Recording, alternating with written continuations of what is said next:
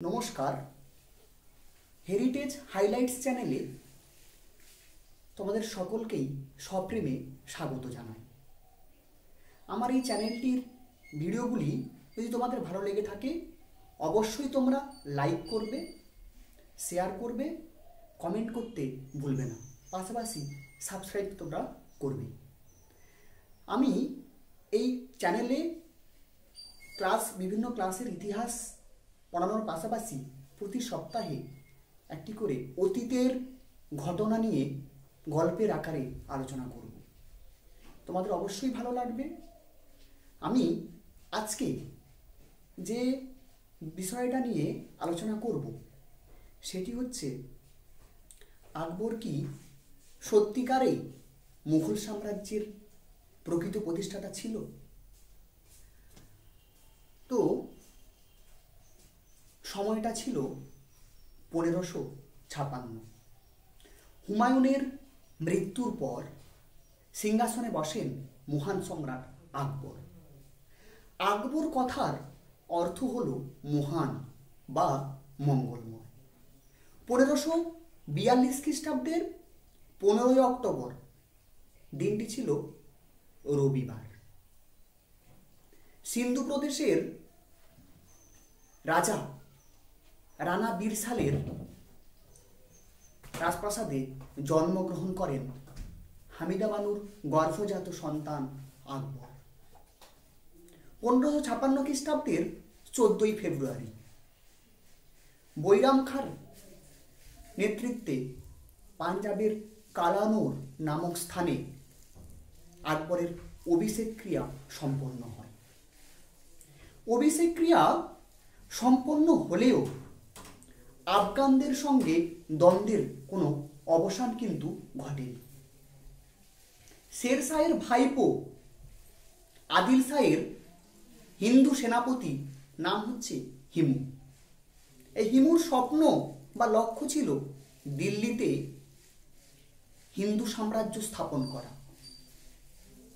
হুমায়ুনের মৃত্যুর সংবাদ পেয়ে তড়িঘড়ি করে আদিল শাহের কাছ থেকে অনুমতি নিয়ে প্রথমে আগ্রা এবং পরে দিল্লি দখল করে নেন। সংবাদ পেয়ে বৈরাম খাঁ ও আকবর দিল্লি ও আগ্রা পুনরুদ্ধারের জন্য এগিয়ে আসলে উভয় পক্ষের মধ্যে একটা যুদ্ধ বাঁধে 1556 খ্রিস্টাব্দে।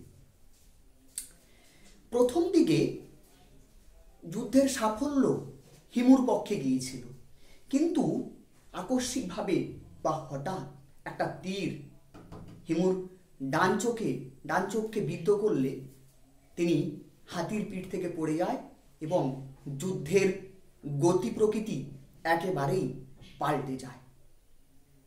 যাই হোক, আকবর বৈরাম খানের নেতৃত্বে এই যুদ্ধ বা এই ভাগ্য নির্ণায়ক যুদ্ধে জয়লাভ করলে মুঘল সাম্রাজ্য পুনঃপ্রতিষ্ঠিত হয়েছিল।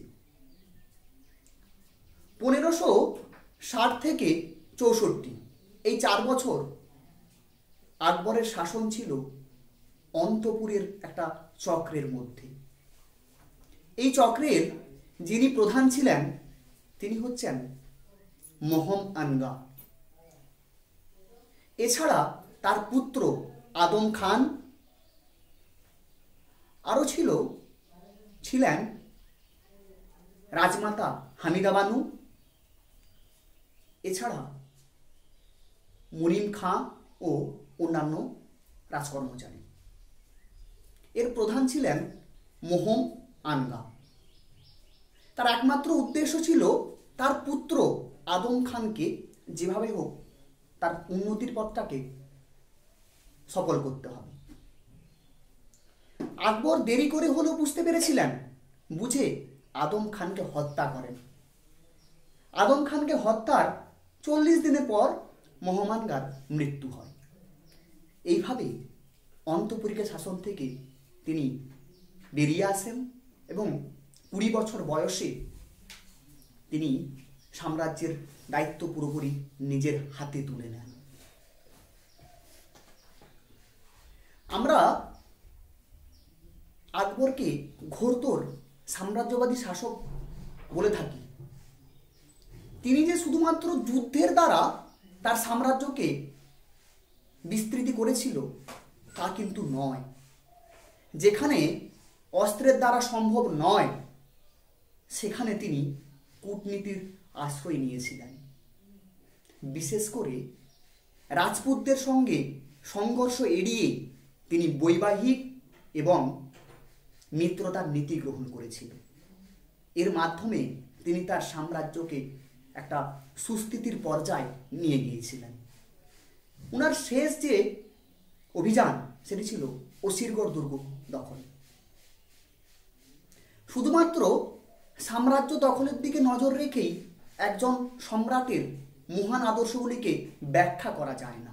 বিশেষ করে আকবরের ধর্মীয় নীতিকে যদি আমরা উপেক্ষা করে থাকি তাহলে অবশ্যই ভুল হবে। তিনি তার রাজসভাতে বিধর্মীদের জায়গা দিতেন, এমনকি তাদের উপর থেকে জিজিয়া কর প্রত্যাহার করে নেন।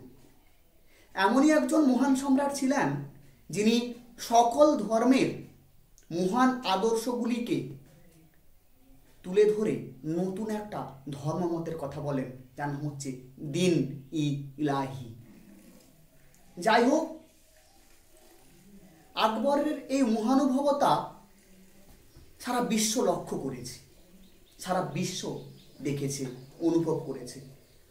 তিনি রয়ে গেছেন সকলের মননে, রয়ে গেছেন স্মরণে। আকবরের রাজত্বকালে মুঘল সাম্রাজ্য উৎকর্ষতার চরম শিখরে পৌঁছালেও 1526 খ্রিস্টাব্দে পানিপথের প্রথম যুদ্ধে বাবর মুঘল সাম্রাজ্যের ভিত্তিপ্রস্তর স্থাপন করেন। ইনি পানিপথের প্রথম যুদ্ধে ইব্রাহিম লোদিকে পরাজিত করে মুঘল সাম্রাজ্য প্রতিষ্ঠা করেন ভারতবর্ষে। তার পরবর্তী শাসক হুমায়ুন তার সাম্রাজ্যকে সুস্থায়ী করতে পারেননি, যার ফলে আকবরকে আবার নতুন করে দ্বিতীয় পানিপথের যুদ্ধে মুঘল সাম্রাজ্যকে প্রতিষ্ঠা করতে হয়েছিল।